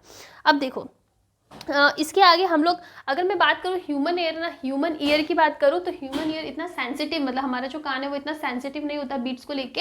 हम लोग maximum 7 to 10 beats, max limit है 7 to 10 beats in a second tolerate कर सकते हैं, इससे ज़्यादा नहीं कर सकते। हमारा कान इतना सेंसिटिव नहीं है बीट्स को सुनने का, ठीक है। तो ये हो गया हमारा बीट का अंदर नॉर्मल हमने पढ़ लिया कि कैसे आपको लो हाई पैटर्न मिलेगा। तो हम लोग फ्रीक्वेंसीज पढ़ सकते हैं, यहाँ पे ऐड ऑन हो रही है, यहाँ सब्ट्रैक्ट हो रही है, ये एक हाई पैटर्न दे रहा है, ये एक लो पैटर्न दे रहा है। तो इस टाइप से हमको लो हाई लो का पैटर्न मिल जाएगा, ठीक है। इसमें ऐसा कर सकते हैं कि जैसे कि हमने ये वाला हाई वाला पहले लिया ना, साइन वाले टर्म जैसे लिया, तो आप ये इसको यहाँ से भी स्टार्ट कर सकते हो, ठीक है ना। ये ऐसे स्टार्ट कर सकते हो, यहाँ पे लेके भी स्टार्ट कर सकते हो। तो आपको ज़्यादा समझ में आएगा कि पहले हाई फिर लो फिर हाई फिर लो, ठीक है। आप ऐसे भी इसको कर सकते हो। तो इस टाइप से आपको ये मिल जाएगा। इसके अंदर इससे ज़्यादा तो कुछ है नहीं। तो इसके आगे हम लोग पढ़ेंगे ट्यूनिंग फोक, जो इसी बीट वाले कॉन्सेप्ट पे ही काम करता है। बेसिकली बीट से तक, बीट जो है वो हमारा थियरी पार्ट है, उसके अंदर एग्जाम्पल के अंदर हम लोग पढ़ने वाले हैं ट्यूनिंग फोक।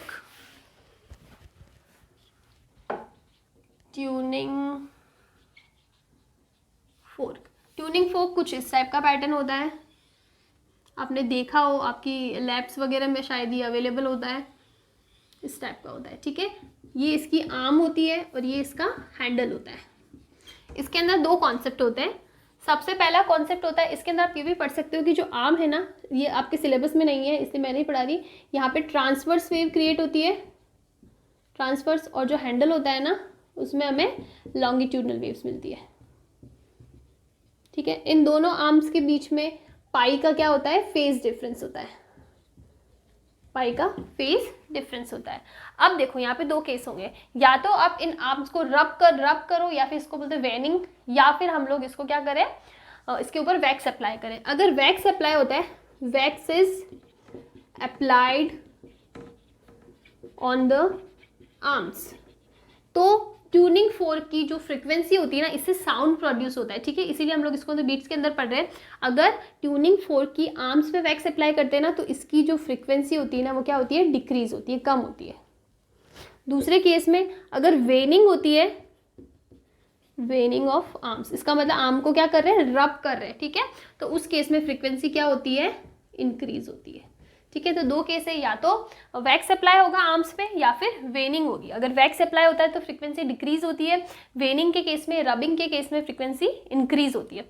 इसमें सेम केस हैंडल वाला केस में भी होता है, अगर हैंडल पे वैक्स अप्लाई करिए या हैंडल की वैक्सिंग होना, सॉरी वेनिंग हो, तो जस्ट ऑपोजिट केस होता है, लेकिन वो आपके सिलेबस में आई थिंक नहीं है, इसलिए हम नहीं जा रहे। मैं जनरल थोड़ा सा इंट्रोडक्शन दे देती हूँ कि अगर हम लोग ये जो हैंडल है इसकी वेनिंग करें ना, तो देखो नॉर्मल केस में वेनिंग ऑफ आर्म्स पे क्या होती है, फ्रीक्वेंसी इंक्रीज होती है, तो हैंडल वाले केस में डिक्रीज हो जाएगी।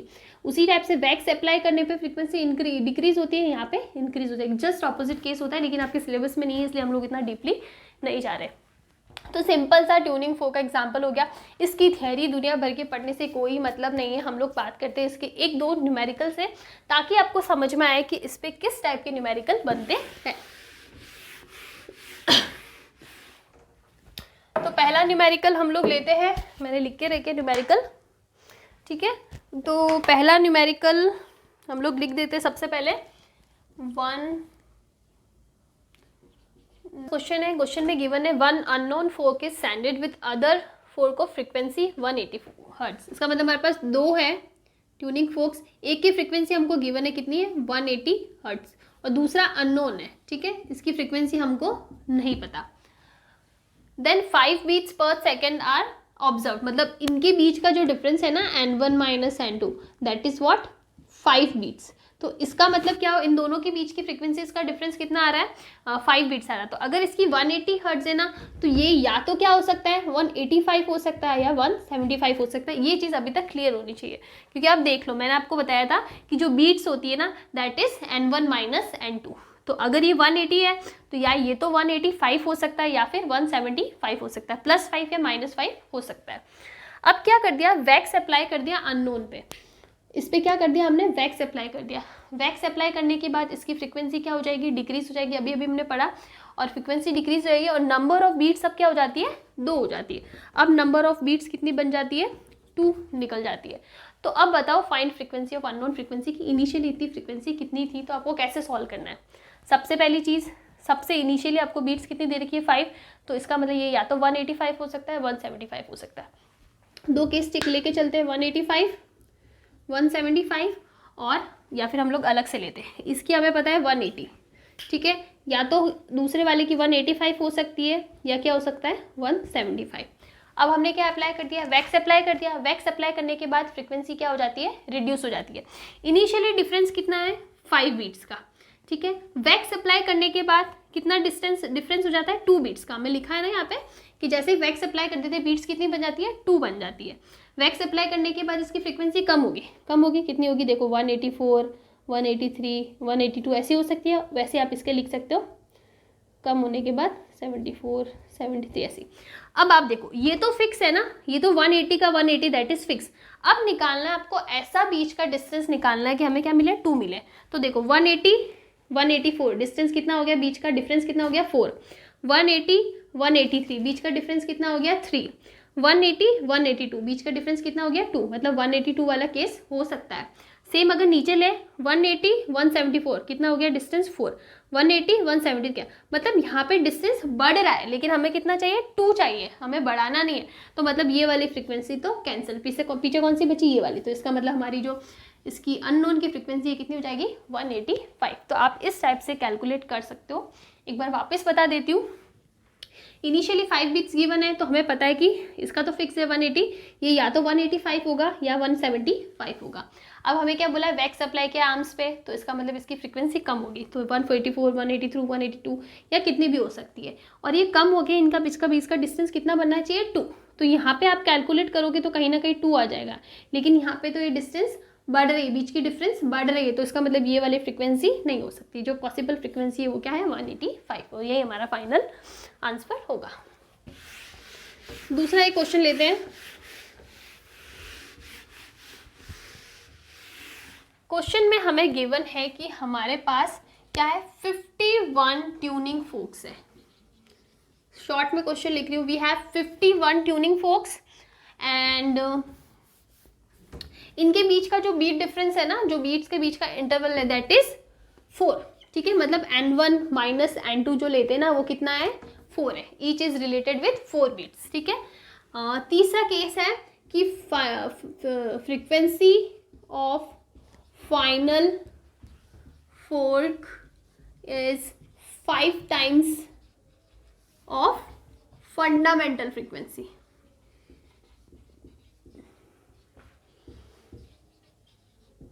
Then find fundamental frequency N0 and frequency of let's say 35th का जो 4 के उसकी कितनी होगी। अब मैं आपको समझाती हूँ क्वेश्चन क्या कह रहा है। क्वेश्चन में हमारे पास गिवन है कि 51 ट्यूनिंग फोर्क है, let's say that is fork number 1, 2, 3 और हमें 35 पूछा है, मान लो दिस इज 35th। ठीक है, और इस टाइम में लास्ट कितना हो जाएगा, 51th। इस टाइप से टोटल ट्यूनिंग फोर्क है। फिर क्वेश्चन में बोला है हमें कि इनके दो के बीच का इंटरवल कितना है, 4 है। 4 की, सेकंड 4 की, थर्ड 4 की, ये लेट से हमारा 35th वाला 4 की, क्योंकि हमको इसकी निकालनी है, और ये हमारा फाइनल क्या है, 51th वाला फोर्क है। हाँ, तो देखो इसकी फ्रीक्वेंसी हम लोग ले लेते हैं फंडामेंटल फ्रीक्वेंसी n, तो इसकी क्या हो जाएगी, n प्लस बी। बी मतलब कितना, 4, हमको दे रखा है बीट इंटरवल 4 है, तो 4 लेके चलेंगे। ये थर्ड है, तो ये जो क्या हो जाएगा, n plus 2b। This is first, second, third. ये 35th है, तो एक पीछे चल रहा है, तो इसका मतलब क्या हो जाएगा, n प्लस 34b होगा ना, और ये क्या हो जाएगा, n प्लस 50b। समझ में मेरी चीज़, n प्लस b, b कितना है, 4 है। हमको क्वेश्चन में गिवन है कि 4 का इंटरवल, बीट इंटरवल कितना है, 4 है। इन दोनों के बीच का 4 है, इन दोनों के बीच का भी 4 है, इसके और इसके बीच का अलग होगा, बिकॉज हम लोग कॉन्जिक्यूटिव की बात नहीं कर रहे, आगे से आगे चलते जा रहे हैं। तो ये चीज़ आपको समझ में आनी चाहिए अभी तक मेरे हिसाब से। B is what, beat interval. अब हमको क्वेश्चन में गिवन है कि 51 की जो फ्रीक्वेंसी है, 51 मतलब n प्लस 50b, यही हुई इसकी फ्रीक्वेंसी। वो किसके बराबर है, 5 टाइम्स ऑफ फंडामेंटल फ्रीक्वेंसी, जो कि फर्स्ट वाली की होगी n। ये क्वेश्चन हम लोग इजीली लिख सकते हैं। अब देखो यहाँ से कितना आ रहा है, 50b इक्वल्स टू 4n आ रहा है, और 50b, 50 इंटू 4, बी की वैल्यू में बताया 4 इक्वल्स टू 4n, तो n की वैल्यू क्या आएगी, 50 इंटू 4 बाई 4, दैट इज 50। क्या हमारे पास यही वैल्यू आ रही है, हाँ यही वैल्यू आ रही है। तो इसका मतलब जो फंडामेंटल फ्रीक्वेंसी आई है वो कितनी आई है, 50 हर्ट्स। हमें पूछा किसकी, n 50th की, n 35th की, ये क्या होगा, n प्लस 34b हो जाएगा। n कितना अभी निकाला, 54, 34 मल्टीप्लाई बाई 4, लिखो ये कितना हो जाएगा, 136 हो रहा है, 120 एंड 136, यस 136, ये हो जाएगा हमारे पास 186 हर्ट्स। ये हमारे पास आ जाएगा n 35th 4 की फ्रीक्वेंसी। तो इस टाइप से आप कैलकुलेट कर सकते हो। आपको बीट इंटरवल वाला कॉन्सेप्ट समझ में आना चाहिए। दो फोक्स के बीच का इंटरवल फिक्स्ड है, दैट इज 4, वो आपको क्वेश्चन में गिवन आएगा, कॉन्जिक्यूटिव दो के बीच का डिफरेंस। ठीक है, तो इस टाइप से आप इसके क्वेश्चन कर सकते हैं। और भी इंटरेस्टिंग क्वेश्चन हम लोग लेंगे। अभी इस चैप्टर का फाइनल जो टॉपिक रहता है, शॉर्ट में हम लोग उसको करवा देते हैं, डॉपलर इफेक्ट। Doppler effect. तो डॉपलर इफेक्ट को समझने के लिए सबसे पहले हम लोग ट्रेन वाला एग्जांपल ले लेते हैं, फिर हम लोग डेफिनेशन की बात करेंगे। जब भी आप किसी स्टेशन पर खड़े होते हो, ट्रेन दूर से आने वाली होती है, तो इनिशियली जब ट्रेन बहुत दूर होती है ना, आपको थोड़ी थोड़ी सी आवाज़ आती है, ट्रेन की जो हॉर्न की आवाज़ आती है थोड़ी सी आती है। जैसे जैसे ट्रेन पास में आती है, आपको हॉर्न की आवाज़ ज़्यादा तेज सुनाई देती है। जैसे ही वो स्टेशन पे आ जाती है मैक्सिमम में सुनाई देती है। उसके बाद ट्रेन जब वापस स्टेशन से निकलने लगती है, धीरे धीरे आपको वो हॉर्न की आवाज़ कम सुनाई लेती है। ये जो ओवरऑल इफेक्ट है ना, यही हमारा डॉपलर इफेक्ट है। बेसिकली जो फ्रिक्वेंसी में जो चेंजेस आ रहे हैं, जो शिफ्ट हो रहा है ना, that is are Doppler effect. अगर इसको हम लोग डेफिनेशन में लिखें तो हम लोग लिख सकते हैं when relative motion occurs between observer and source। observer and source जहाँ से साउंड क्रिएट हो रही है, कहाँ से क्रिएट हो रही है? ट्रेन से। तो ट्रेन हमारा सोर्स हो गया, ऑब्जर्वर जो उसको सुन रहा है, जो लिसनर है, मतलब मैं, जो भी वहाँ पे प्लेटफॉर्म पे जो भी पैसेंजर्स होंगे ना, वो क्या हो जाएंगे? ऑब्जर्वर, ट्रेन हो जाएगा सोर्स। तो दोनों के बीच में रिलेटिव मोशन, या इसका मतलब क्या है? या तो ट्रेन चल रही है, ठीक है, और ट्रेन चल रही है, या फिर हम लोग स्टेबल है, मतलब अलग अलग केसेस होंगे, वो हम लोग बाद में बात करेंगे। सबसे पहले आप ये समझ लो, ट्रेन वाला एग्जांपल ले लो कि जिस टाइप से ट्रेन के शिफ्ट होने से हमें फ्रीक्वेंसी में भी चेंजेस आते हैं, साउंड हम लोग अलग अलग कम ज़्यादा सुनते हैं। उसका ऑपोजिट केस भी हो सकता है कि ट्रेन वहीं पे है और हम लोग प्लेटफॉर्म से दूर जा रहे हैं या पास में आ रहे हैं। हम लोग प्लेटफॉर्म के पास में आ रहे हैं तो ट्रेन का हॉर्न ज़्यादा सुनाई देगा, हम लोग प्लेटफॉर्म से बाहर निकल गए तो हॉर्न कम सुनाई देगा। दोनों में से किसी का भी मोशन हो सकता है। तो when relative motion occurs between observer and source, then the shift in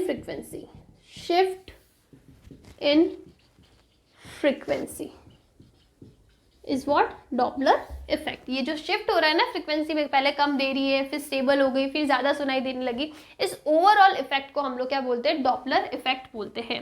तो इसमें जो एपरेंट फ्रीक्वेंसी है, इस एपरेंट फ्रीक्वेंसी का मतलब जो चेंज हो रही है ना फ्रीक्वेंसी, जो हमको अलग अलग सुनाई दे रही है, कभी कम कभी ज़्यादा, दैट इज एपरेंट फ्रीक्वेंसी। एपरेंट फ्रीक्वेंसी, इसका फॉर्मूला क्या होता है? N dash equals to n. N का मतलब ओरिजिनली जो जिसका साउंड का वेव है, साउंड की जो फ्रीक्वेंसी, वो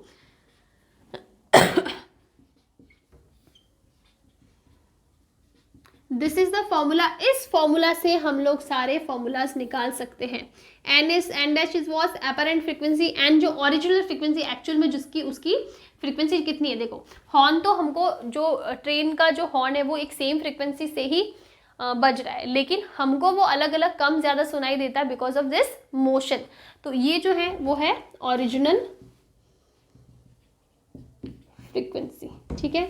जो v है, ये वाला v, ये है स्पीड ऑफ साउंड, ठीक है, साउंड की स्पीड है। v है स्पीड ऑफ ऑब्जर्वर, ये विथ रिस्पेक्ट टू ग्राउंड है, ठीक है ना। आप इसको g भी लिख सकते हो, g with respect to ground. और vs है, वो है speed of source with respect to ground, ठीक है। This is the formula, very important formula. इस फॉर्मूला से हम लोग सारे निकाल देंगे। याद करने का तरीका, अगर ओ और एस में कंफ्यूजन होता है तो आप अल्फाबेटिक लेके चल सकते हो। ओ पहले आता है तो ऊपर रहेगा, एस बाद में आता है तो वो नीचे रहेगा। मैंने ऐसे ही याद किया था मेरे टाइम पे, इसलिए मैं बता रही हूँ। तो this is the basic fundamental formula. अब इससे हम लोग अलग अलग केसेस लेके चलेंगे।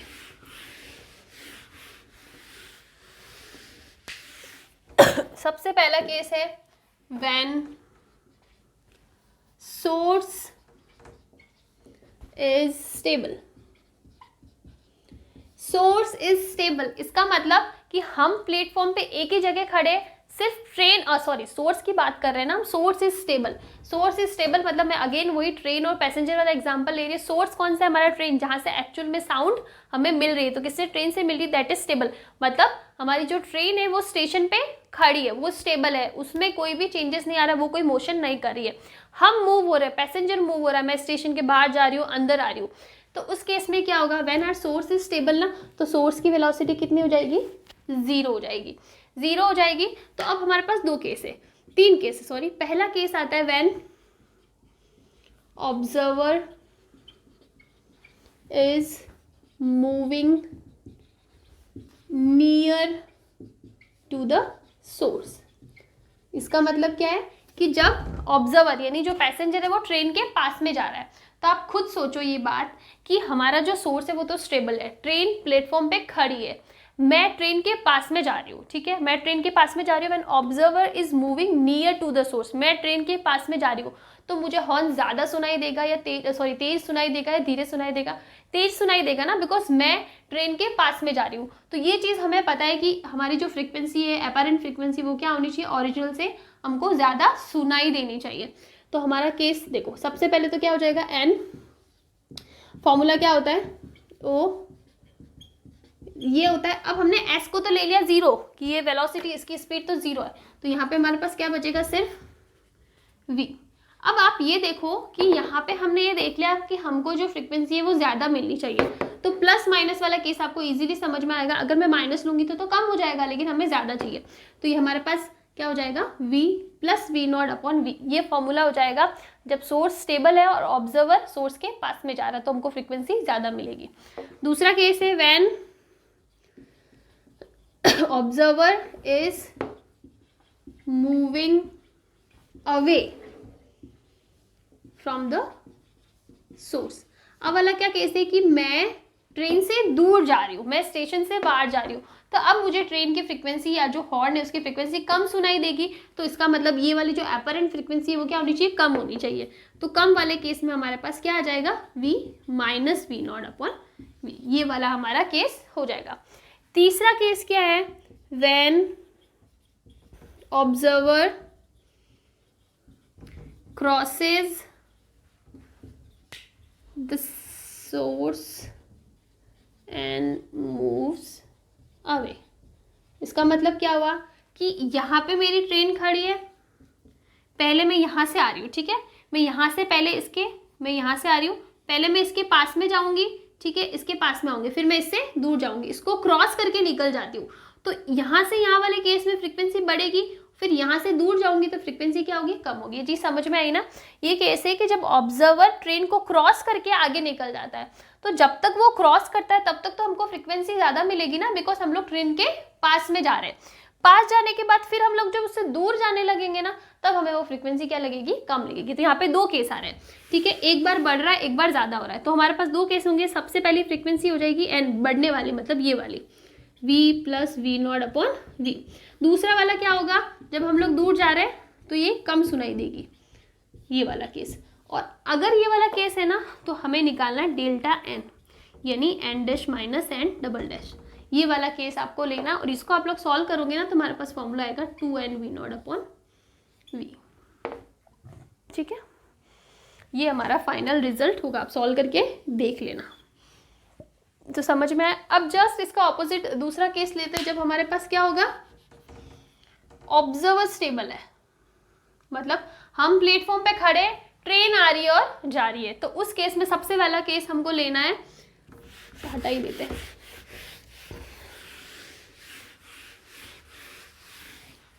सबसे पहला वाला केस आ जाएगा जब ऑब्जर्वर स्टेबल है, यानी ऑब्जर्वर की वेलोसिटी क्या हो जाएगी, जीरो हो जाएगी। पहला केस है when source is moving towards the observer. इसका मतलब क्या है कि जो ट्रेन है ना वो हमारे पास में आ रही है, मैं प्लेटफॉर्म पे स्टेबल एक सीट पे बैठी हूँ, ट्रेन मेरे पास आ रही है, तो मुझे फ्रिक्वेंसी ज़्यादा सुनाई देगी, मेरे पास आ रही है ना ट्रेन। तो यहाँ पे हमारा फॉर्मूला क्या हो जाएगा, एन। देखो टोटल फॉर्मूला तो ये होता है, अब हमें पता है कि यहाँ पे ऑब्जर्वर की वेलोसिटी क्या है, जीरो, क्योंकि मैं तो स्टेबल बैठी हूँ, मेरे में कोई मोशन नहीं हो रहा है, तो ये v हो गया।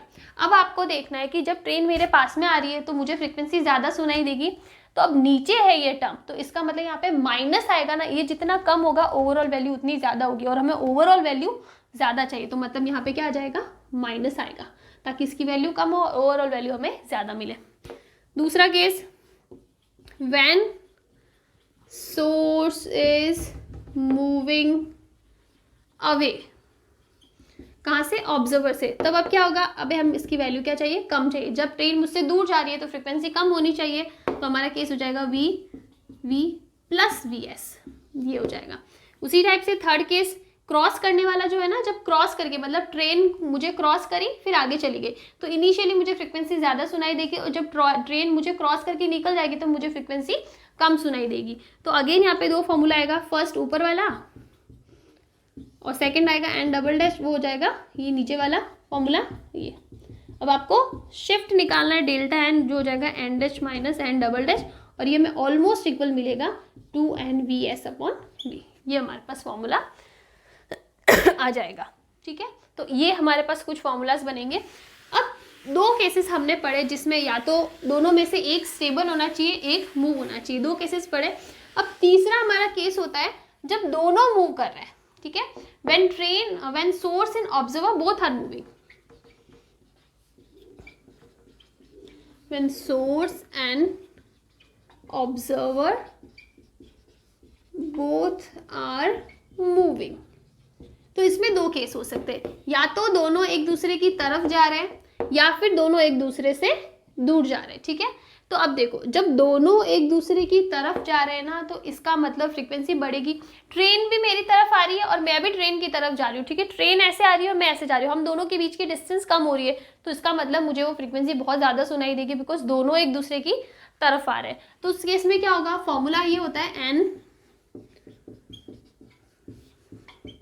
अब यहाँ पे कुछ भी जीरो नहीं होने वाला। ठीक है, कुछ भी जीरो नहीं होने वाला, बिकॉज दोनों मूव हो रहे हैं, दोनों की वेलोसिटी है। लेकिन हमें पता है कि जब दोनों एक दूसरे की तरफ आएंगे ना, तो फ्रीक्वेंसी बढ़नी चाहिए।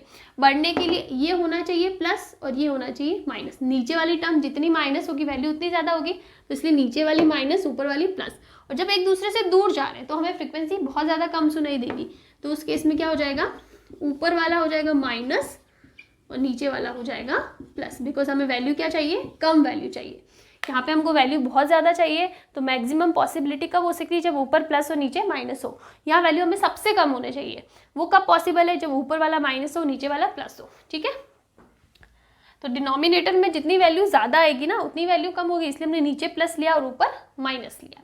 तो ये हमारे कुछ केसेस होते हैं डॉपलर इफेक्ट के। इसके आगे जितने न्यूमेरिकल करो उतने कम है, डॉपलर के अंदर अच्छे खासे न्यूमेरिकल्स आते भी हैं और हम लोग ट्राई करेंगे कि हम लोग करवाए भी। ओके, तो यहाँ पे हमारा चैप्टर कंप्लीट हो जाता है। मैंने मेरी साइड से ट्राई करा है कि जितने टॉपिक्स है सारे के सारे कवर कर सकूँ। इसके बाद अगर आपको कोई टॉपिक लगता है कि नहीं मैम ये रह गया या फिर ये कम हुआ, तो आप मुझे do let me know in the comment section, comments में बताना। आई विल ट्राई कि मैं उस पर अपलोड सेपरेट वीडियो अपलोड कर दूँ। और यहाँ पे हमारा आई थिंक अब क्लास 11 का सिलेबस कंप्लीट होता है। इसके बाद में मेरा ऐसा मानना है कि now you should focus on your exams. अब आप अपने एग्जाम से फोकस करो, जो टॉपिक्स रह गए हैं उन्हें छोड़ो, जो अच्छे से कर रहे हो उनको बहुत अच्छे से करो। इस टाइम पे न्यू टॉपिक्स को छोड़ना, अगर एग्जाम में काफ़ी टाइम है, I don't know the exact schedule of your exam की अप्रैल में है, मई में है, कब है, सॉरी मई तो बहुत लेट हो जाता है। अगर यू हैव टाइम, अगर अच्छा इनफ टाइम है, then you can try new topics also, कि आप न्यू टॉपिक को भी कवर करो। अदरवाइज मेरा एडवाइस है कि अगर आपका एग्जाम नेक्स्ट 15-20 डेज में है, तो जितना आपने अभी तक पढ़ा है ना उसको बहुत अच्छे से करो, उसमें अपना कॉन्फिडेंस गेन करो। देन अगर टाइम बचता है कि हाँ मेरे पास टाइम है 2 दिन का extra, then you can go for new topics. Otherwise अभी तक जो पढ़ा है उसमें अच्छे से करो। मैंने सारे टॉपिक्स करवाए हैं। अगर कहीं किसी टॉपिक में पढ़ते हुए प्रॉब्लम आती है, मेरे फुल लेंथ वीडियो चेक करो। कुछ जो पार्ट 1 के जो चैप्टर्स है उनके मैंने 1 शॉट भी अपलोड करवाया, तो आप उनको भी पढ़ सकते हो एज ए रिविज़न करने के पर्पज़ से, तो वो सारे कर सकते हैं। अभी फ्रॉम नाउ मेरा फोकस ऐसे, मैं खुद वेकेशन पे जा रही हूँ, तो मैं ट्राई करूँगी कि मैं सिर्फ शॉर्ट्स वीडियोस अपलोड करूँ, बिकॉज देखो सिलेबस मैंने कंप्लीट कर लिया है। Class 12 we will start by end of April या फिर स्टार्टिंग ऑफ मई से हम लोग हमारा नया जो क्लास 12 का सिलेबस है वो स्टार्ट करेंगे। तब तक वी हैव टाइम। तो हम लोग सिलेबस कंप्लीट हो गया तो हम लोग अब न्यूमेरिकल्स की साइड जाते हैं। तो अब मैं ऐसा ट्राई करूँगी कि मैं टैबलेट से, मेरे पास टैबलेट है, तो मैं उससे जो भी न्यूमेरिकल्स हैं, जो भी प्रीवियस ईयर के एग्जाम में आ चुके न्यूमेरिकल्स हैं, उनके छोटे छोटे वीडियोस अपलोड कर सकूँ, लाइक 5 मिनट्स 10 मिनट्स की, जिसके अंदर आपको 2-3 क्वेश्चन गिनने को मिले। मे बी 15-20 मिनट्स का अपलोड कर दूँ जिसमें 10 क्वेश्चन लेके जा रही हूँ मैं, 10 क्वेश्चन मैंने आपको करवा दिए। उस टाइप का हम लोग कॉन्सेप्ट लेके चलते हैं, बिकॉज सिलेबस कंप्लीट हो चुका है। अब और किसी टॉपिक को स्ट्रेच करके पढ़ाने से कोई मतलब नहीं है। आप लोग अपने एग्जाम पे फोकस करो, वीडियोस देखते जाओ, पसंद आते तो लाइक करो, कमेंट करो, सब्सक्राइब करो, अपने फ्रेंड्स फैमिली सबके साथ शेयर करो। एंड कहीं किसी टॉपिक में, किसी चैप्टर में प्रॉब्लम आती है, do let me know in the comment section, because मैं छोटे वीडियोस अपलोड कर सकती हूँ, उसमें कोई प्रॉब्लम नहीं है हमारा क्लास 12 का सिलेबस स्टार्ट करने से पहले। तो all the very best for your exams. बहुत अच्छे से एग्ज़ाम करना, हमने पूरा 10 मंथ्स तो आई गेस मैं वीडियो बना ही रही हूँ, 10 to 11 मंथ से वीडियोस बना रही हूँ। काफ़ी अच्छे सब्सक्राइबर्स मिले मुझे, काफ़ी लोगों ने सपोर्ट भी करा। इतनी अच्छी ग्रोथ मैंने नहीं ली है with in a year. It should be, मतलब मेरा टारगेट था कि with in a year at least 1000 subscriber तो हो जाने चाहिए, बट अभी तक हम लोग 500 भी नहीं है। चलो कोई बात नहीं, that is the different case, हम लोग उस साइड नहीं जाते हैं। तो अभी तक के लिए ऑल द वेरी बेस्ट, बहुत अच्छे से पढ़ाई करना, एग्जाम्स अच्छे से देना, मुझे बताना आपके एग्जाम्स कैसे जा रहे हैं। एंड बहुत जल्दी हम लोग क्लास 12 का सिलेबस स्टार्ट करने वाले, एंड ऑफ अप्रैल या स्टार्टिंग ऑफ मई में विल स्टार्ट क्लास 12 का सिलेबस। तब तक के लिए आप लोग अच्छे से पढ़ाई करो, और मैं शॉर्ट्स डालती रहूँगी, शॉर्ट्स या फिर शॉर्ट वीडियोज़ डालती रहूँगी for numericals. And thank you.